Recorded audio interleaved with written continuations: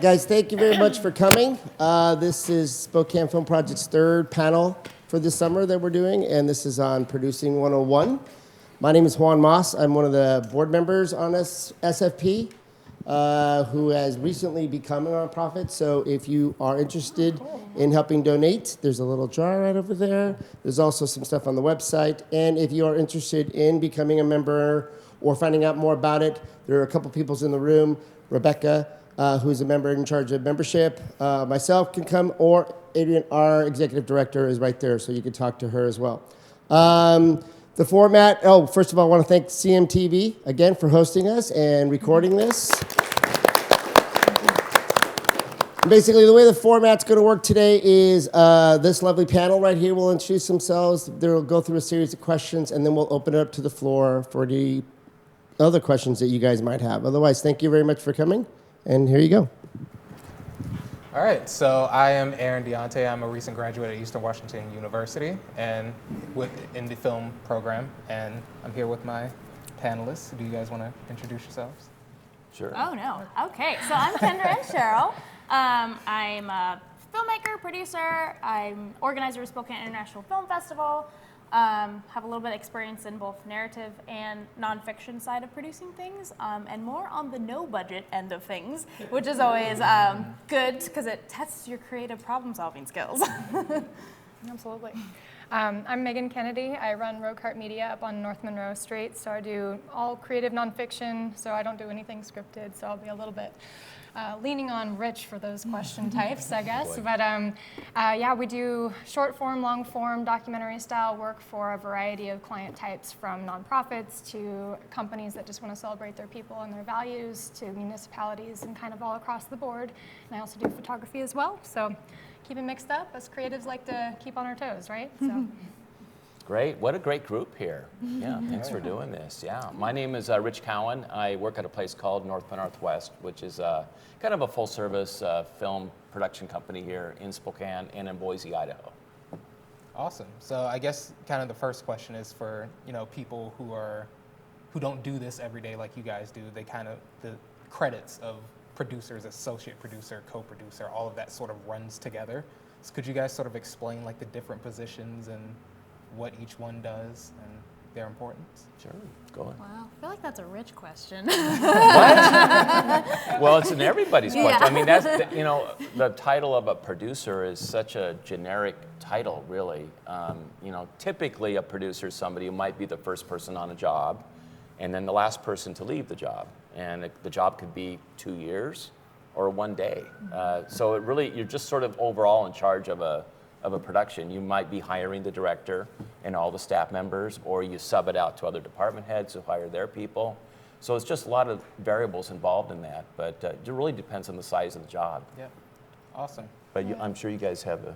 Yeah, I mean, I think we're in the wear multiple hats kind of Yes. realm of the world. So, I mean, but the way I do tend to look at it is like, if you're in the producer sphere, it's like your job is to like line up the opportunities, make room for the opportunities, coordinate the opportunities, and then the director, which might be the same as the producer, but when you're wearing that hat, it's more maximizing the opportunities that are in front of you. And so are you organized in more of that kind of coordinator role, or are you really excited to get into the nitty-gritty details of working with your subjects, or making sure whatever's captured on film is maximized? So Yeah, and like in the no budget realm of things, a producer can be many things. You can honestly be the location scout. You can be you're finding props. You're sort of serving to do all the coordinating things that the director doesn't. So the director doesn't have to worry about it. The director can focus on their actors, on the story, on the overall creative direction, and the producer sort of makes all those logistics happen for that person. And so it is wearing a lot of hats if you are the only person. And it's a lot of creative problem solving too. Like, again, no budget, you're pulling a lot of favors from a lot of friends or community members. If you have an uncle who has a farm, you're calling that uncle saying, can we film on your farm? It's a lot of what can I make work with what we have. So, yeah. I've always been curious what executive producer means exactly, though. Yeah. So if you want to tell us. That's a good question. Well, sometimes people arm wrestle over that position. In film and TV, those are two different kind of jobs in a way. In television, an executive producer typically might be what they call the showrunner or one of the showrunners. Maybe the head writer, somebody who created the show. And that's actually a higher level position than a producer. In film, it's a little different. Sometimes executive producer is more of a honorary title for somebody who might have helped fund the movie. They may not be necessarily involved that intimately in the project itself, but the producer, it's him or herself, is the one who really is overall in charge of the production. So it's a little bit different, depends on the type of production, actually. Cool. So how does that role sort of change during the filming process? So, because a lot of it is you guys sort of figuring out the logistics of where you're going to shoot, like you were saying, how you're going to shoot, who you're going to cast, on all of that.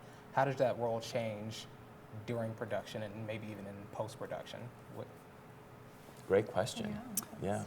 Yeah, so again, I talk for the no budget. But so if you're in, pre-production, like I was kind of saying, you're putting together all the pieces for the production. During production, you're sort of on set, making sure, putting out fires is what we call it. And same with like nonfiction too. You're like you're on set, asking the questions or making sure everything is going smoothly.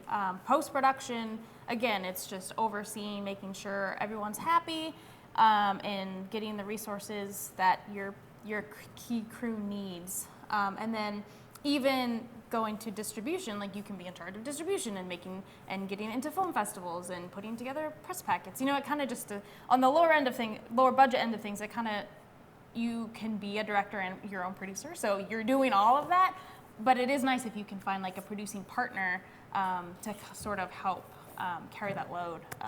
So that's sort of on the do-it-yourself type of end of things, I'd say.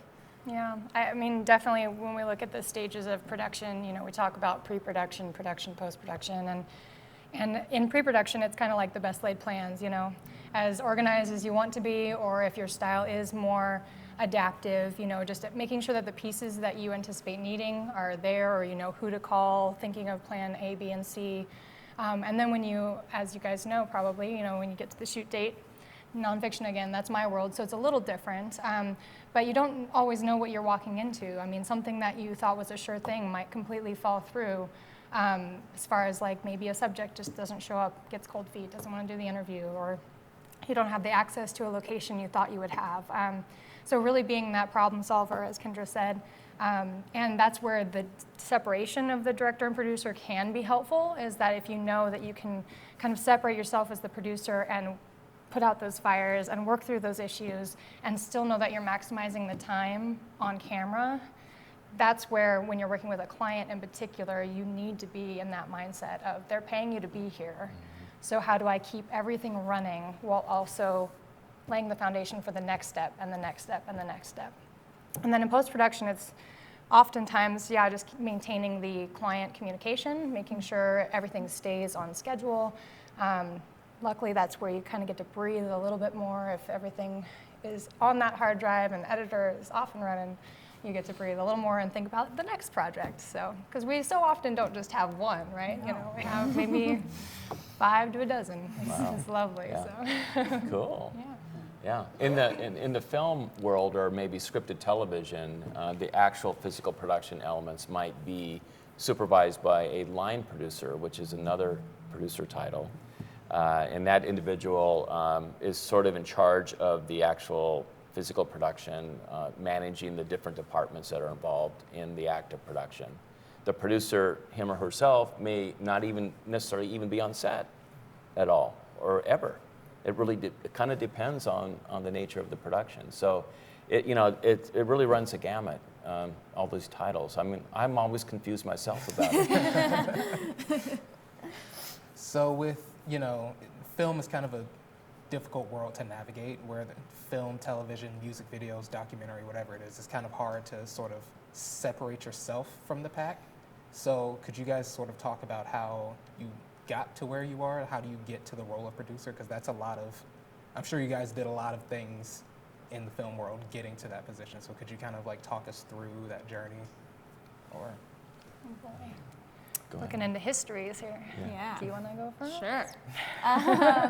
I guess it's sort of, I started out, you start out, you wanting to direct and write your own films. Not everyone, but that's sort of how I started. And then in film school, you are your own producer most of the time. And so I sort of learned that I was really good at problem solving and calling in favors and really using my connections. And that's a really big thing too. Like when you need things, you need to have really good connections. So, I'm really good at networking. I'm really good at, like I said, asking for favors and being really nice about it. And so I sort of learned that that was a strong suit of mine. So then more people started asking me to produce their films. And I just really enjoyed it and really enjoyed helping make people's, films come to life. And then I actually got hired to work at North by on a nonfiction TV show called Washington Grown. And I was a senior producer on that, and that kind of introduced me to the world of nonfiction, which is, like you said, a whole other world. But it definitely taught me a lot about thinking on my feet and working with people who aren't actors. They're farmers, they're chefs, they're people who might not be comfortable on camera, and so you kind of have to, get them comfortable and work out all the logistics on how to get to a farm so your crew doesn't get lost in a field. One time we left a camera in the middle of the field, and as a producer, that's technically your fault because you were there. So it's really just, every project you definitely learn something new and sort of learn how to hone the skills and which direction, you kind of learn which direction you really like going, whether that be nonfiction or music videos or narratives. So yeah, I guess that's kind of my spiel.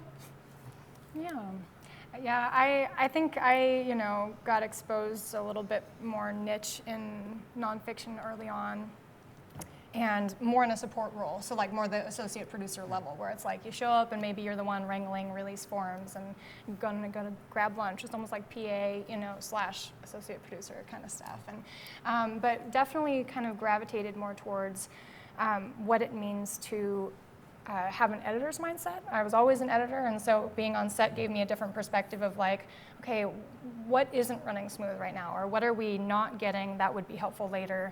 And the most control for that comes in the interview seat of actually getting to engage with the subjects and making sure the narrative is there that you want. And so then what opportunities do you need to create the space to make the subject comfortable enough to share that piece with you? And what illustrations of their life do you need to have access to capture to, further emphasize what they're saying? So it's just kind of that layer upon layer of, thought process and, that, again, building those opportunities. So that's kind of where I just naturally gravitated, was like wanting to get more involved in the interviewing, and then you kind of build that trust with who's asking for these stories, how does it benefit them? And so in my world now, it's not so much a project that I'm getting to evaluate and do I want to come on board for. It's a client with a certain motivation that is looking to trust somebody to help understand and tell the story that they want told. So really, more than anything, I think my role now has become just being a really active listener and being able to truly absorb like what are the goals of the particular client, and coming in honoring every subject, being present, not being so tied to the timeline that you're sacrificing the relationship piece, because as you mentioned with farmers, Yes. when you're dealing with real people who aren't motivated by the love of acting, they're motivated to be there for another reason. And in business capacity, that might be self-promotion. In more human services areas or working with nonprofits, it might be a loyalty to a program that helped them, but it might even be in a sphere where maybe there's some stigma to what they went through. And so there's a lot to unpack there to even make somebody comfortable enough to work with you, talk with you, show up that day. So yeah, it's kind of almost like you're part psychologist, you're part coordinator, it's quite a complex role, but can be really rewarding. So. Sure. Yeah, I think a lot of producers have different paths, but most people do start at somewhere in an entry-level position. In my case, I worked at KHQ Television here for about 10 years, working as the first thing I did was I worked on a show called PM Magazine, which was, you're all too young for that, I think. But it was a kind of a magazine type show in the evening. It was on every day, Monday through Friday, and we had a lot of work to do, shooting and editing and all these kinds of things. And then I started directing the newscast there and things like that. And then we had back then, I'm aging myself a little bit, but we had a lot of local shows on.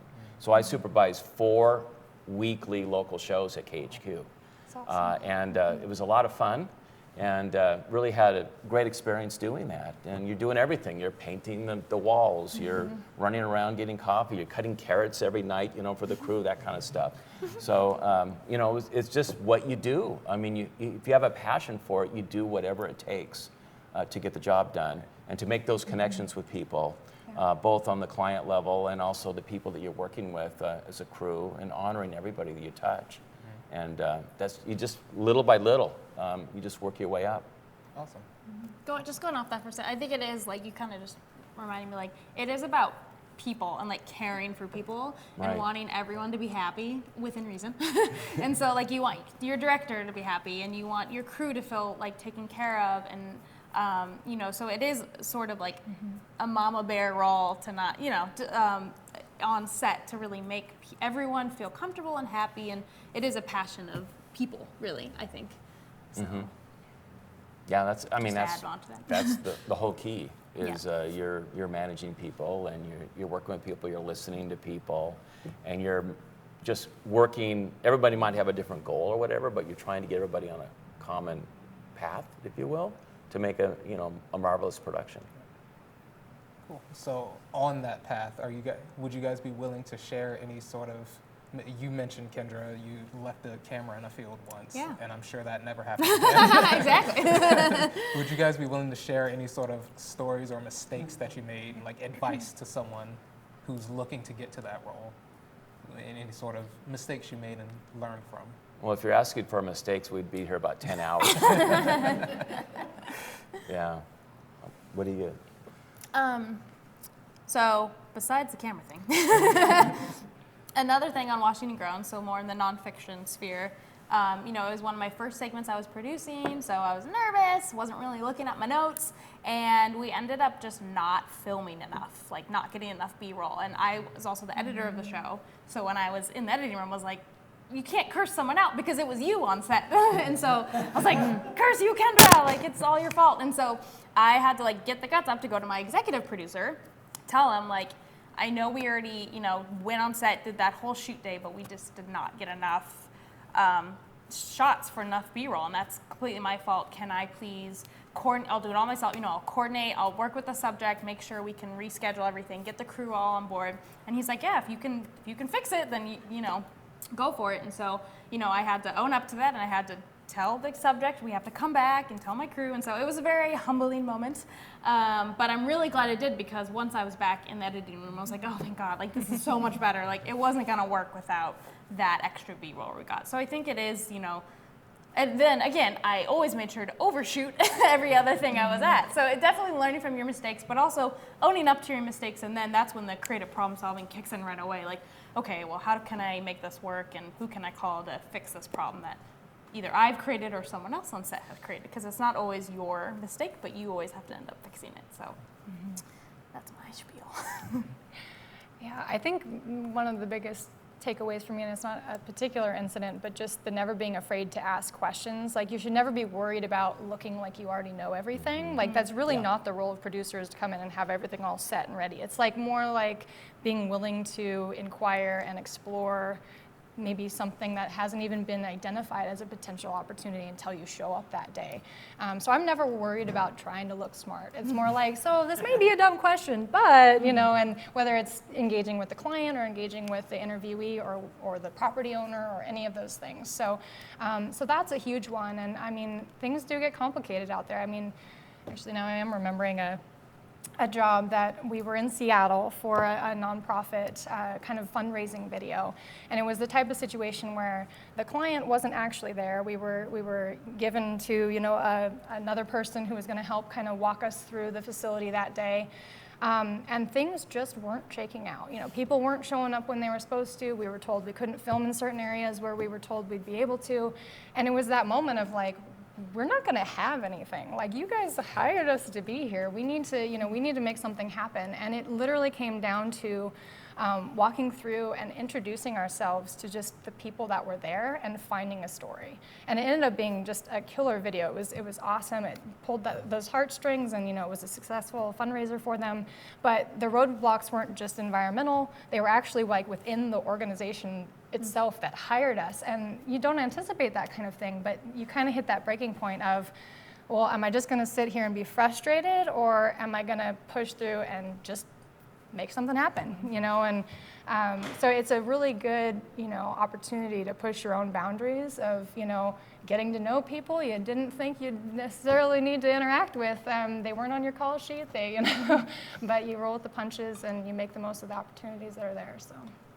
Yeah, I think a lot of it's just being as the producer, you're sort of accounting for everybody's mistakes you make as a crew, and there's a lot of variables involved in production. And people park in the wrong location, they go to the wrong place, and you want to be. It's kind of you take it on yourself, like maybe I didn't communicate that properly with somebody or whatever, and that's really part of it. Is that you're sort of absorbing all that yourself. And I think that's just the job. That's the job, and and I think it's totally cool to do that. I remember one thing I did. I don't know if it's a mistake, but at KHQ, we had this guy who worked there at Master Control. His name was Don Boone, great guy. And we got a whole bunch of shots of Don Boone running Master Control, like the switcher, and running audio and all this kind of stuff. And every night in the 11 o'clock news, we would cut Don into a news conference. It was the Don Boone cutaway, we called it. And so, like, we were in the White House, and the president doing a press conference. We'd cut to Don Boone for 3 seconds. Don Boone launched the space shuttle one time with the switcher, So we did a lot of that stuff. 11 o'clock, you can get a little, we got a little bit in trouble with management over that deal, but it went on for several months. So people were looking for that Don Boone cutaway. So, awesome. Yeah, a lot of fun. That's now awesome. they'd call that a marketing gimmick. Yeah, there you go. That would right. be a good thing. Yeah. So I'm kind of curious from the creative standpoint, what sort of projects kind of catch your eye? I'm sure you guys get a lot of people throwing ideas at you all the time. So what sort of things do you look for and particularly curious about documentary style things? What sort of subjects catch your eye? What draws you to a project? Because you need a passion to be involved with a project, obviously. So what sort of things do you see that that make you go, ooh, I want to be a part of this? I will go. You can go. Let's stick with our passion. Okay, well, yeah. yeah, so, I mean, this is a very, you hear this all the time in the film industry, but it is true. It's, you want to take on a project of something that you would want to watch, and that's, I think, the most important thing, because if you're working on, especially if you're producing, like if you're on a project that you really could not care less about, story-wise or anything, then your heart isn't gonna be in it. So I think it's really connecting with the story, something that you're like, oh my gosh, I would love to see that. I would totally pay money to see that in a theater or watch that in a festival or something. And so I think it's just, something that's personal for you. Everyone is different. Like personally, me, like I love children's content. I've produced some children's short films and TV shows, and I really have found my niche. And so, like, once you find your niche, it's kind of fun to sort of dive even deeper into that genre, those type of stories. So it's really sort of, what you really connect with and what you want to bring to life for the viewers, I guess.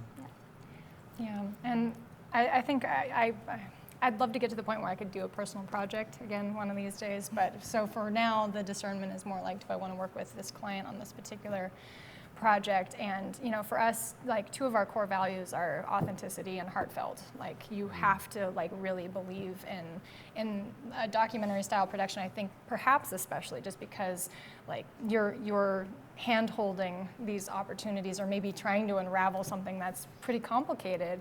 So if you don't personally want to learn about it, then you're not, that's going to show in the final production. You're not going to get the same depth and intrigue that you would if it was something you cared about. So for me, my compass is, I tend to be just very community focused. I love Spokane. I love getting into our personal kind of complex issues. And so I've gotten to work on some really compelling projects around, crime and poverty and early childhood learning and, homelessness as it affects different, more particular populations. And it's something that has now kind of built upon itself, like you were saying, diving deeper into those niches. It's like once you start to build trust in different arenas and folks understand that you will come in and have that empathy and that sense of dignity around these more complicated topics, then they feel more at ease putting something like that in your lap again. And so yeah, I will say for us, it's easy to say yes to the projects that we know will make an impact, because that's where we get really excited and motivated. But I do work with companies and industry pieces as well when that heart piece is there. Maybe it's a legacy, business that's fourth generation manufacturing or something, and they're celebrating their people and they're sharing their values. Like that has some of those same elements for me, and so we still have a nice variety of what we do. But I've kind of drawn the line personally for myself that we don't do anything that's advertising oriented. We don't do anything that's overtly selling a product. It's just not what rings my bell, so I just don't do it. Great. Yeah. Well, where I work, we're a little bit more of a kind of a full service facility. We have equipment and we rent trucks and cameras and things like that, and editorial. So we're kind of servicing even other producers, if you will, and other people that need that kind of equipment and manpower.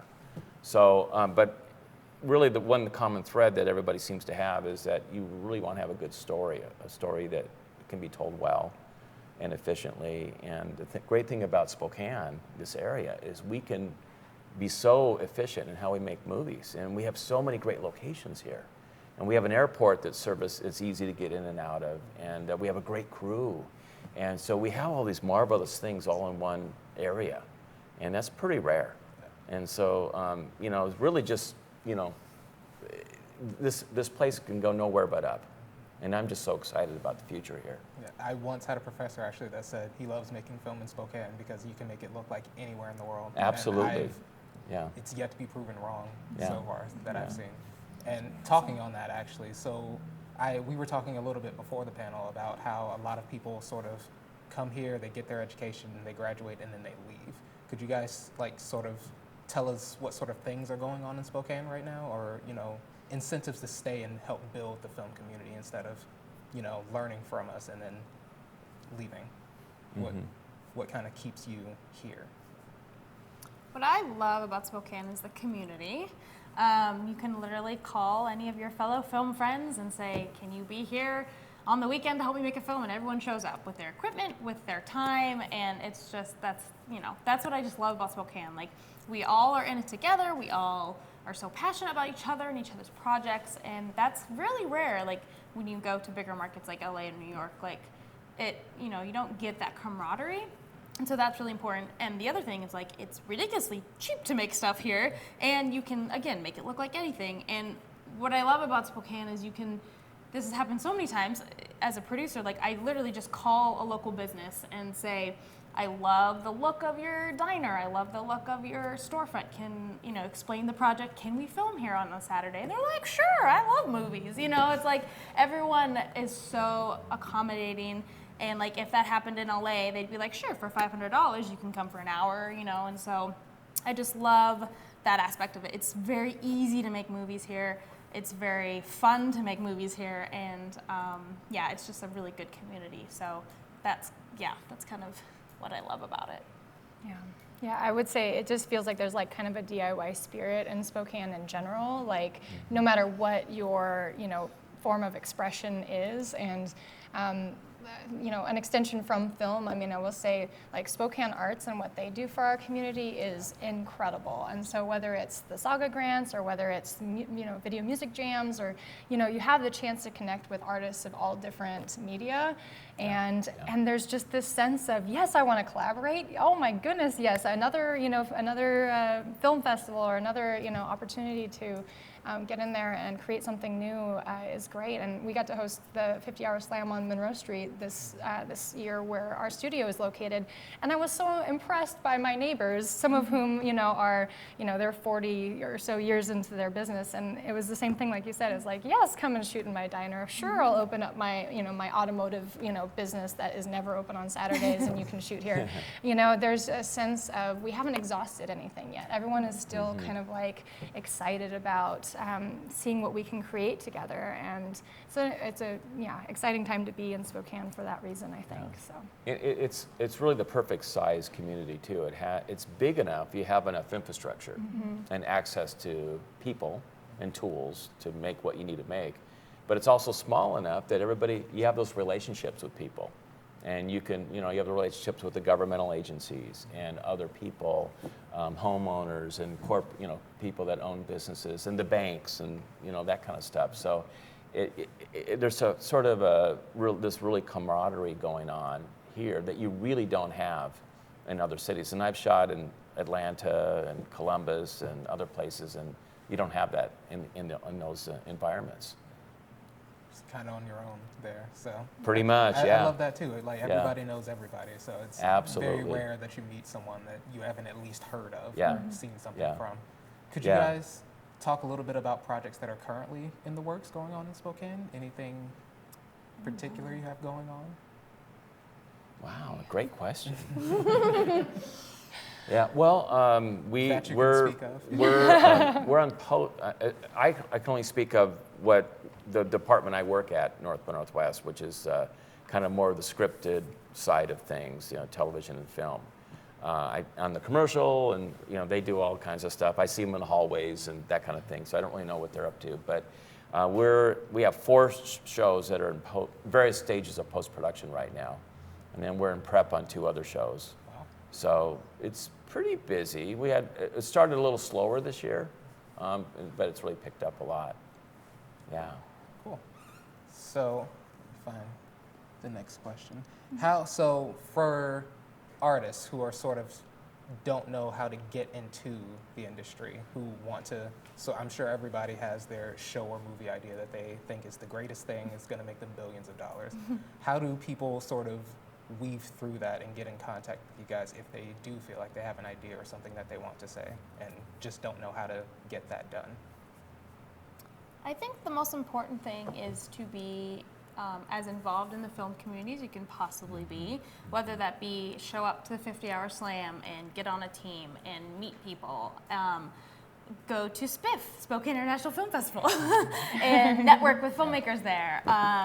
And like we were saying, we have such a strong knit community, and get involved with the Spokane Film Project. Like we have such a tight knit community that if you get involved, meet people, network, and then just start to mention like, hey, I have this idea, like I would really love to make someday, like maybe you can take a look at my script, or maybe you'd be interested in like helping me down the road with this. And so I think the first and foremost thing is to be connected, help other people out, because you can't just walk in and be like, everyone work on a movie for me. Like you have to do, put in your dues and like help other people on their projects, so then in turn they really love working with you, and then they'll want to help you on your next project. So I think the biggest thing first is that connection with our community. So that's what I would say.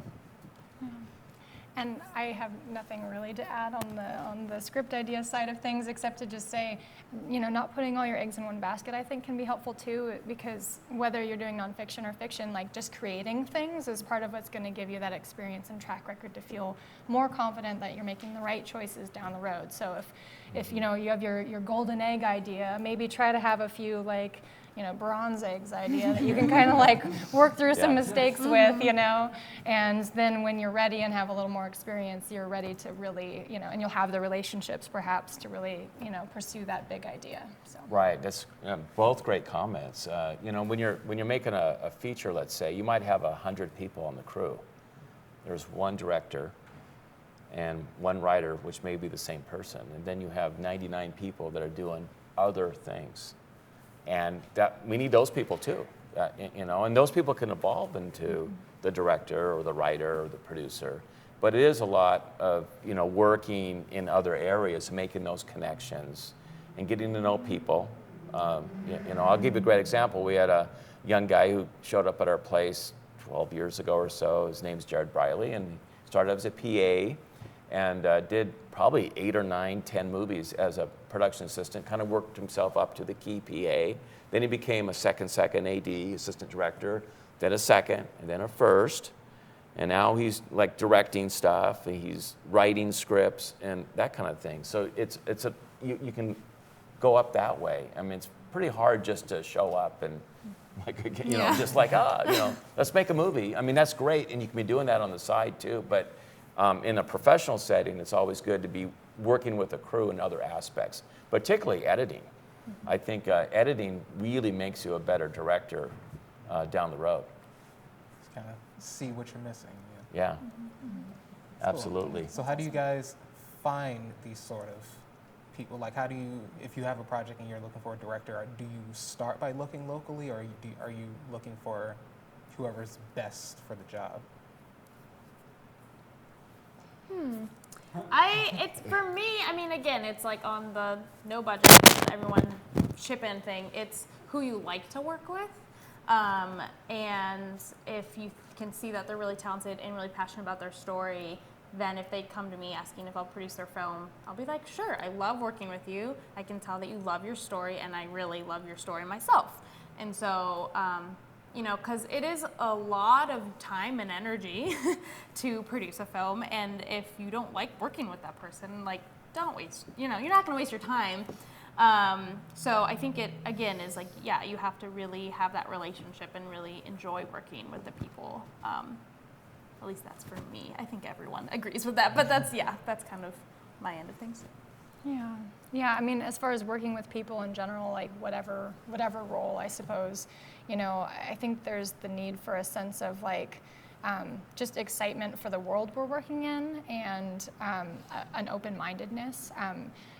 The kind of mutual respect of you don't know where the next best idea is going to come from, I think on a crew setting is really important. I mean, certain settings, the hierarchy is important because that's how the ship keeps moving. But with a smaller team like the one that I work with, and we do keep most of our work in-house, I'm not looking for talent as often as maybe it'd be fun to do.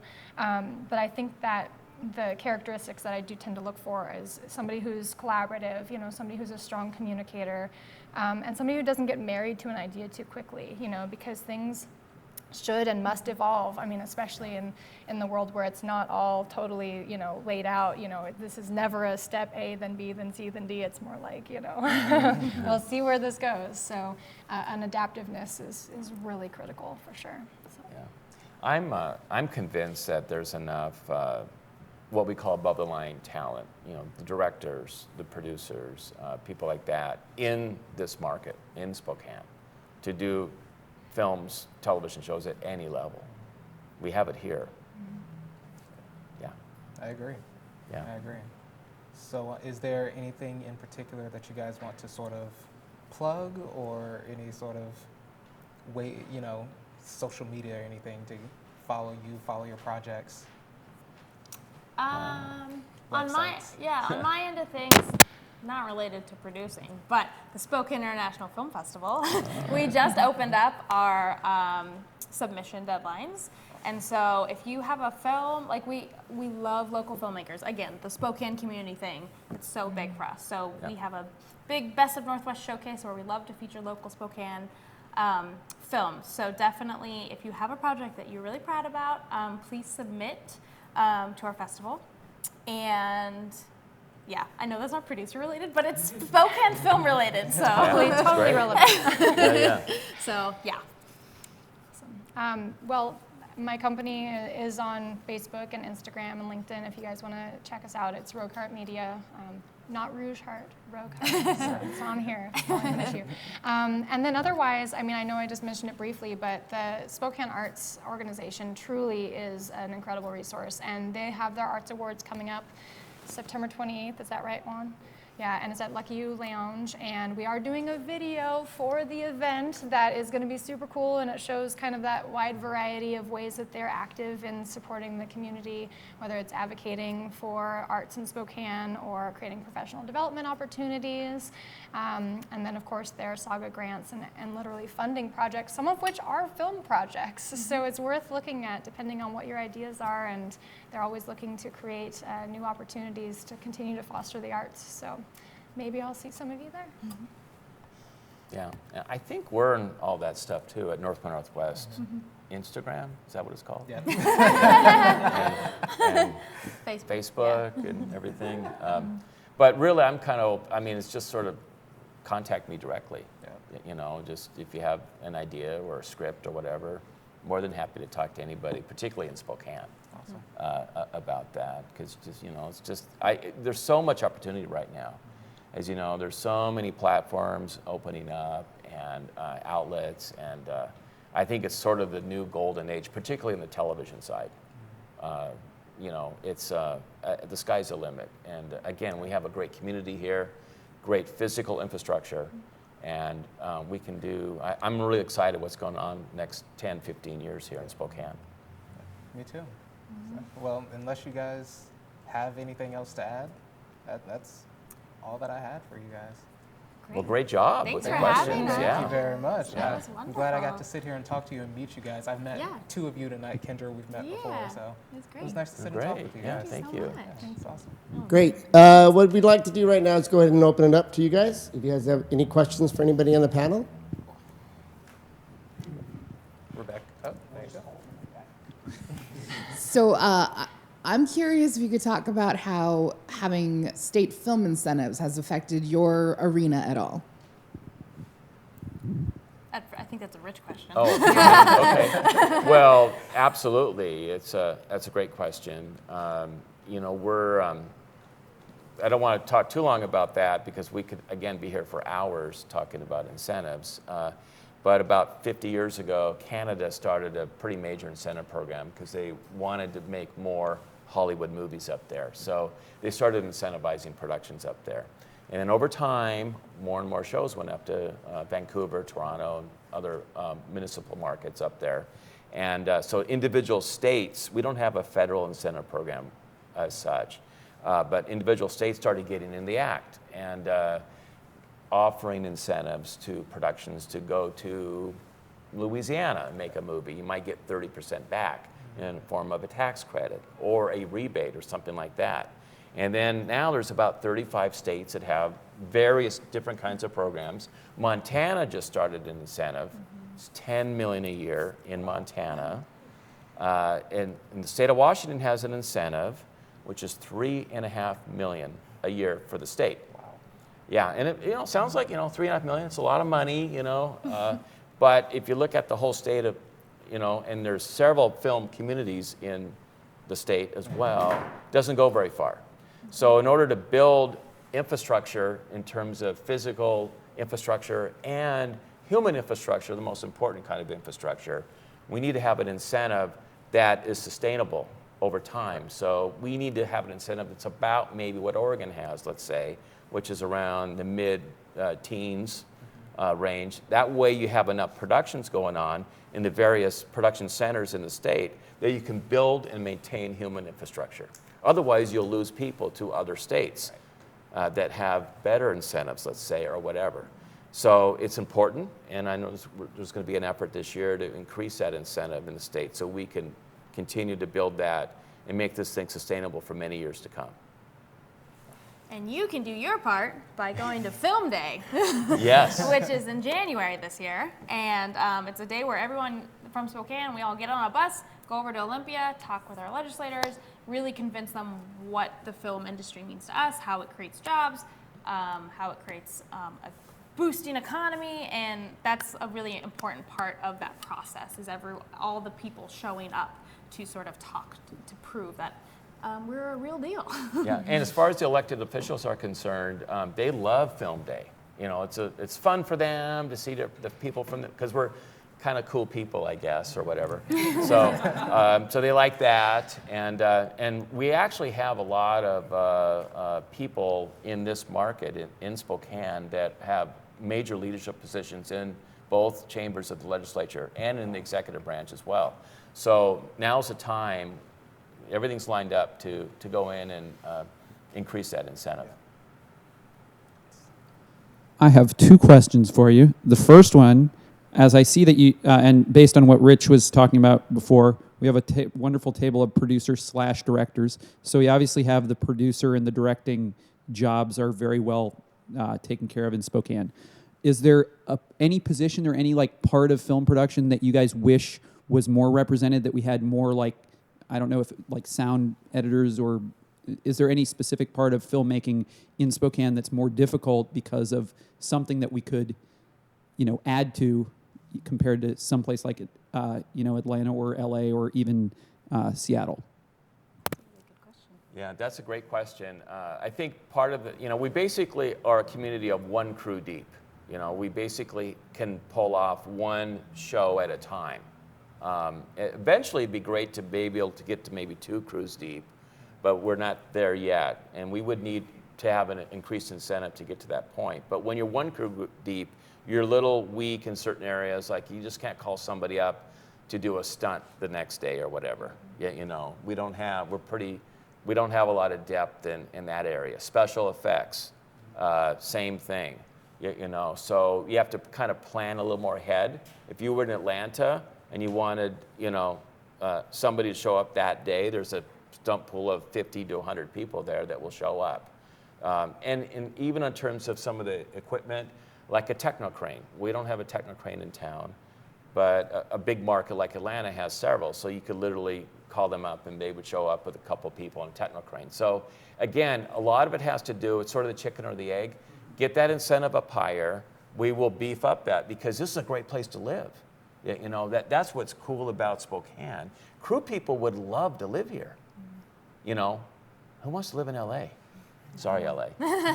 But this is a great place to raise a family. You have a great school system here. It's a great environment. And so if we have an increased incentive, those kinds of people, those kinds of vendors that have that kind of equipment will set up shop here. Any other crew position as far as that goes, and for documentary in the indie world as well, for people who are watching that may decide that they don't necessarily want to go into writing or directing, they might want to be art directors or something? Sure.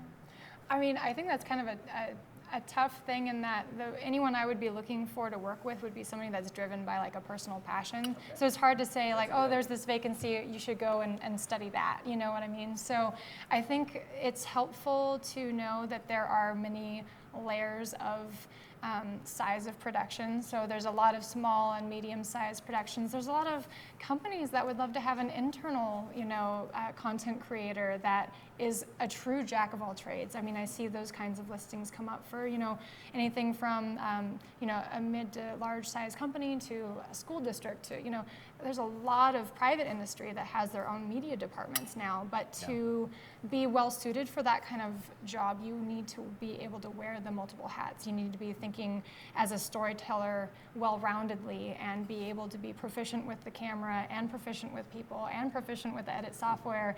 And, so that's not for everyone if you are driven to just know the tools inside and out and you're more gear-minded and that's your thing, or if you're an audio, aficionado and that's what you get passionate about, fine-tuning. So I think let what you're passionate about drive you and then try and gain that experience and the right doors will open. I mean, I just truly believe that. And Spokane, I mean, it's not to get on a tangent of serendipity, but it does seem to be one of those places where just random connections happen at the right time. It's kind of like the Twilight Zone that way. But in all honesty, I've had multiple people just randomly knock on my door and have the exact skill that I needed for that project I was mid work on. And so you just never know. But if it was somebody just trying to find an opportunity and not somebody who was driven by that gift they already had, it wouldn't have worked out. So yeah, ask those questions inside. That was a good answer. Yeah. Is there any other questions? Yeah. Hold on. Hi, I just wanted to ask, sorry, let me think. What are the things that you look for when, like, developing a story, or any project really, where you're like, okay, this is ready to produce versus this isn't quite ready and this needs, what are those kinds of things, I guess I'm trying to ask? It's okay. I guess I'm a little confused about what elements are we looking for? Just like, if somebody comes to you with a project, what are the things that you look for, like, to be able to say yes to it? Like, okay, this is ready to go versus, okay, we need to spend more time on X, Y, or Z. Like level of. I mean, how far developed the story is. Okay. And, yeah. Well, I mean, some of it's just gut feeling, but you want something that has a traditional 3-act structure type of storytelling, because that's really what the commercial market's looking for. So, and have great characters, characters that you care about, characters you may identify with, some different levels, characters with heart, soul. That's really what our clients and the studios, platforms are looking for. And it takes time. I mean, some people go through 20, 30 drafts of a script. It doesn't happen overnight. It's a long process. It could take years to develop something. But that's, but it's a lot of it is subjective, I have to say. And when people come to you, like, it's a full written script, right? Or Good question. or good is point. it just like pitch an idea, like? Yeah. It needs to be a script. We really don't accept anything unless it's a script and it's registered with the Writers Guild. It's just the proper way of doing things.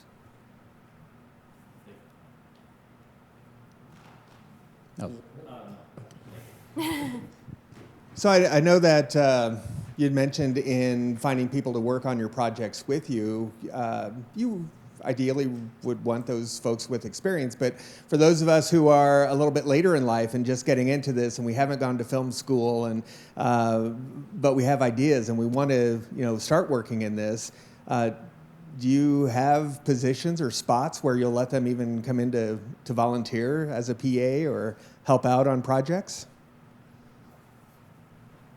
Yeah.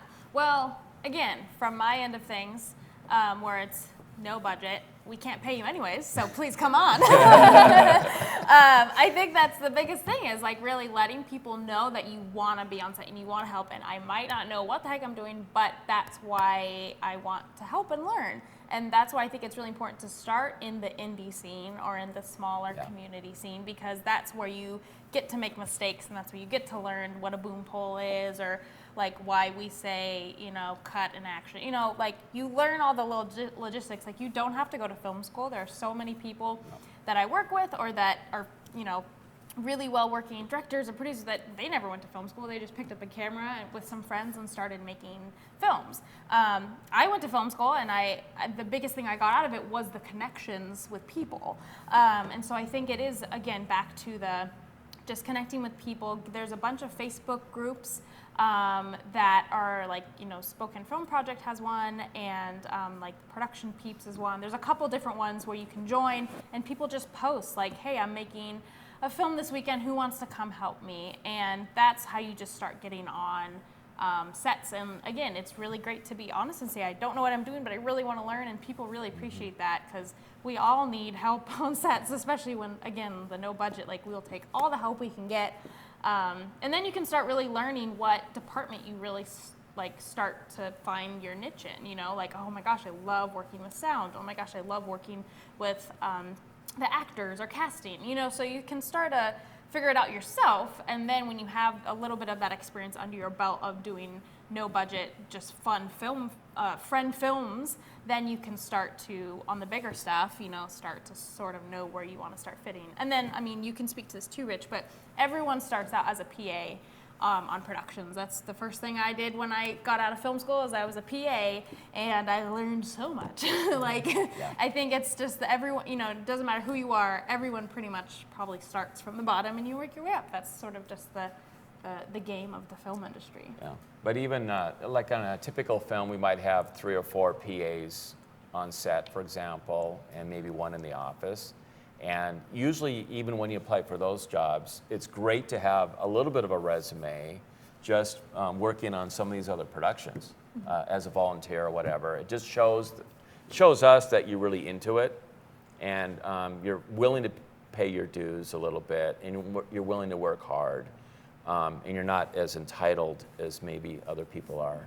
So that's important for us, is people that have a passion for working in this industry, and it shows up on when you work on these productions that you're doing for passion, really. I'm sure it gives you extra perspective too. I mean, if you work your way up to being the producer, the director, you're going to treat the PA differently if you were a PA at one point, you know? And so I think it's less about paying your dues and just like, yeah, get down there and do that, you know? And then once you've worked hard enough and we've made you hurt, you know, then you can climb that ladder, you know? But it is definitely, I think, part of that learning curve of experiencing it at every level, you know, and having that influence what kind of leader you'll be down the road.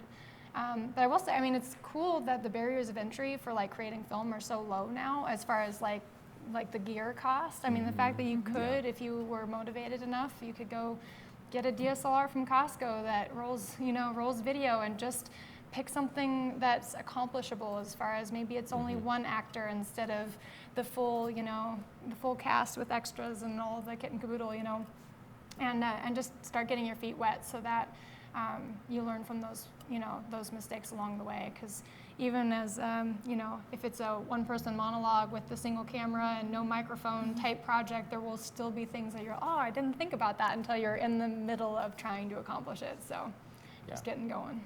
And also, like, especially in Spokane, we have Eastern's Film School, which I went through and Aaron went through, and students always need help. And there is a EW Filmmakers Facebook group where everyone, again, posts what they're working on, and can anyone come hold a boom pole for me?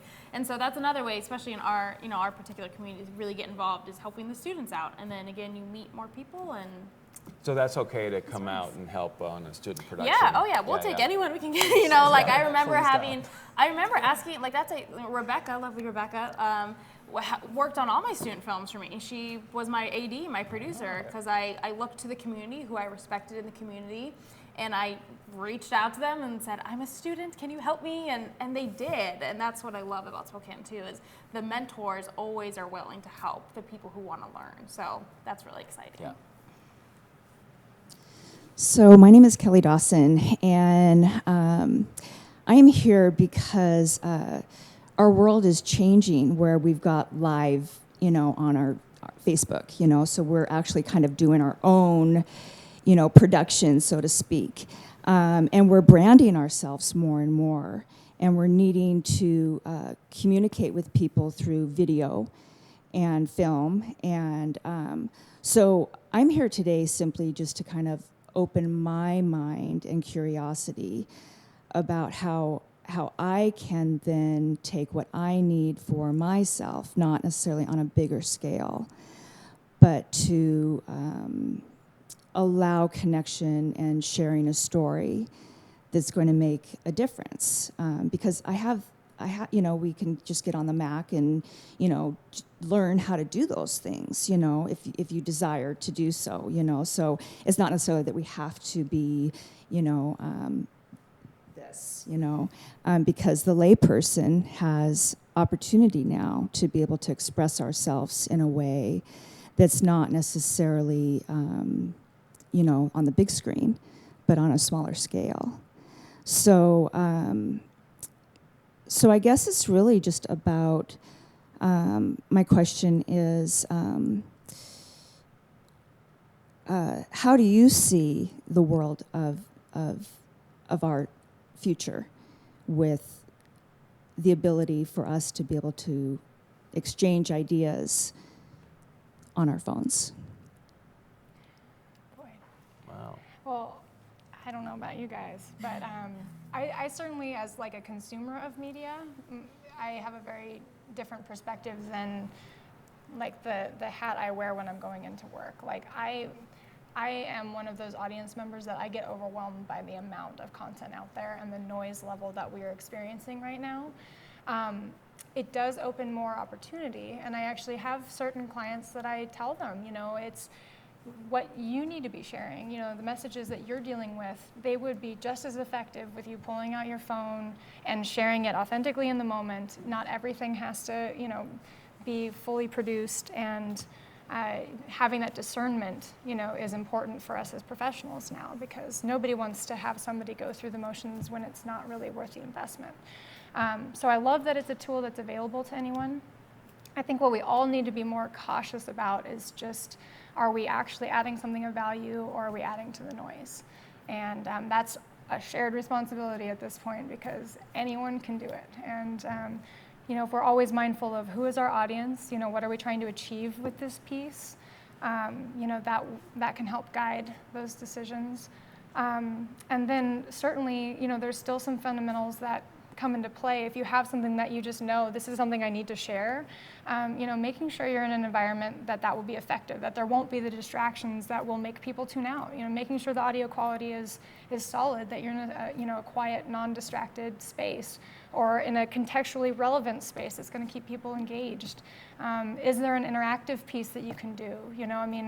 I think one of our opportunities as storytellers is, we're not the heroes. We're trying to present who is the hero. And so is there an opportunity to bring in a partner for your message that adds that dynamic, where it's not just me monologuing at the world, but I have the opportunity to help somebody else also share something and have that natural connection come across on the screen.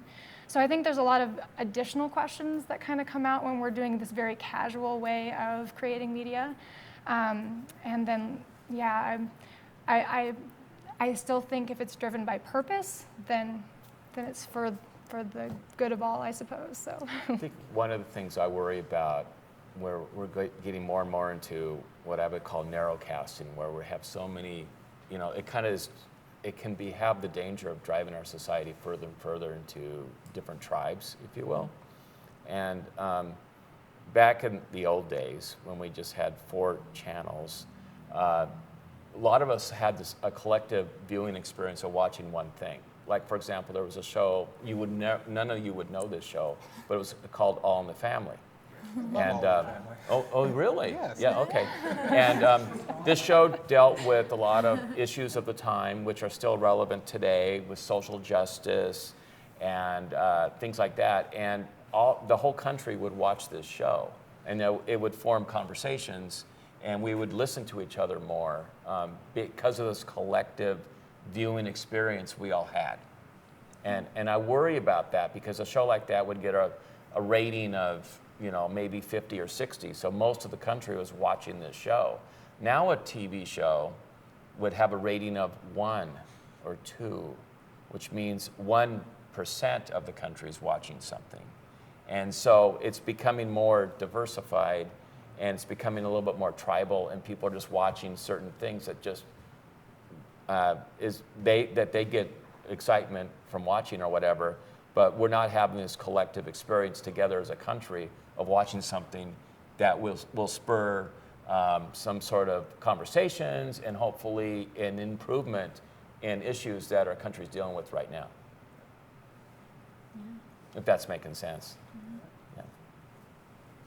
Is there any other questions?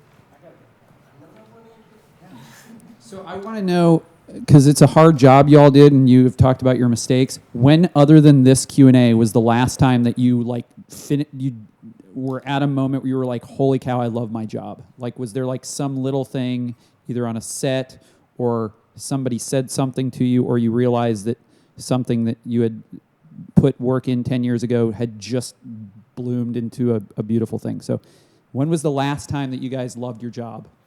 That's a good question. Yeah, that's a great question. I feel like every time I'm on set, I'm just like, I'm getting paid to do it. It's just the fact that we get to make movies and TV is just so fun. And yes, it's grueling and the hours can be tough, but the people are amazing and the content's amazing. I just get really excited. And then on the other end of things, when you're at a film festival and you see your film up on the screen, that's just the best feeling in the world. And listening to the reactions of the audience. So like I said, I make children's films. So like they're the best audience ever. Like just hearing their giggles or their gasps or like having them real time really just take in the story you're presenting to them, and it's all genuine. Like that is for me one of the best feelings in the world. Which again, so you should always keep in mind your audience and like who you're making this film for. And so, yeah, that's always just such a nice feeling. Yeah, I personally love rising to challenges, and so it's like if I can get something back on track that maybe somebody was struggling with, or certainly being in the field, I agree. I mean, if you're in this line of work, we all know that feeling of like, oh, we're creating something this is amazing, and so yeah, I think if it wasn't a fairly regular phenomenon of feeling like, oh, I love what I'm doing, I think life would be a lot different. I feel very blessed that most days. Yeah. Would not be doing this if I didn't love it. Yeah. I think that's a great question, Andrew. It is, you almost have to have that every day, because you are dealing with a lot of variables and things like that, and things don't always work the way you want it to work as a person or whatever, but you need to have that feedback. At least where I'm at in the stage of my life or whatever, I'm just doing this because I love doing it. My kids are through school. I'm happy enough or lucky enough to have my house paid off, all that kind of stuff. So I don't really have that, financial piece that maybe others have. And I just do it because I love doing it. I'm glad it wasn't just like one specific event from like 3 years ago. Yeah, right, yeah. And never again. Yeah, that's a good point. I think it'd be hard to do that. You got to focus on the little victories. Yeah. I think that every, goes for every day everything. or every hour, just the little actually, victories. the way I see it. Because there's definitely times you're like, what am I doing with my life? Like, but then you're reminded again, oh, okay, this is why I do it. Great. Is there any other questions? Well, if there isn't any, can we get a nice round of applause for our panel and our host, Aaron? Thank you very much, guys. Couple of quick notes to answer your question as well. A lot of people don't realize this facility right here, CMTV, is a facility that's open to the public. You can come and get trained on gear, camera, editing, sound, and they let you use it for free. As well as the Spokane Library, if you have a library card, you can check out cameras, lights, and sound gear, and just go have fun. And they even have editing stuff upstairs. Now in the, the second floor in the corner. So there are ways for you to be able to access it, to practice, like these guys are saying, and obviously to volunteer on other people's projects is the primary thing. Spokane Film Project is more than welcome to put out notifications. If you are interested and you want to get on things, we can let the membership know, so when they're doing projects, they know that there's people out there. But going to other events like this and meeting other people, to put in a little selfish plug for CMTV and myself and KYRS, tomorrow night, the Music Video Jams is at the Bartlett. That is an event where musicians were paired up with filmmakers, up-and-coming filmmakers, and they made a music video over 2 weeks. And that'll be showing tomorrow as a competition down there. So come on down, because there'll be other filmmakers there. Like these guys said, though, this community is very inclusive and very open to having people come and join and work with them.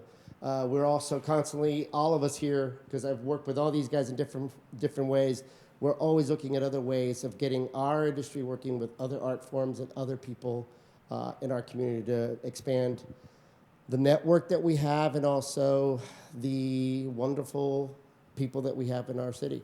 All right? Can I also add a lot? I'm starting to find out that the theater scene in Spokane too, a lot of times the two worlds blend together. So if you want to sort of start meeting people, get involved with theater as well. And it's a great place to look for your actors. Yep. You're definitely there. And I hear there's like a play. There happens to be a play going on. Yeah. All right, well, thank you guys all very much. If you have any questions about Spokane Film Project, please come to Adrian, myself, or Rebecca, and let us know. And again, one more time, thank you to the panel and Aaron. All right, good job. Fun, yeah. Good job. Good job. Good job. Good job.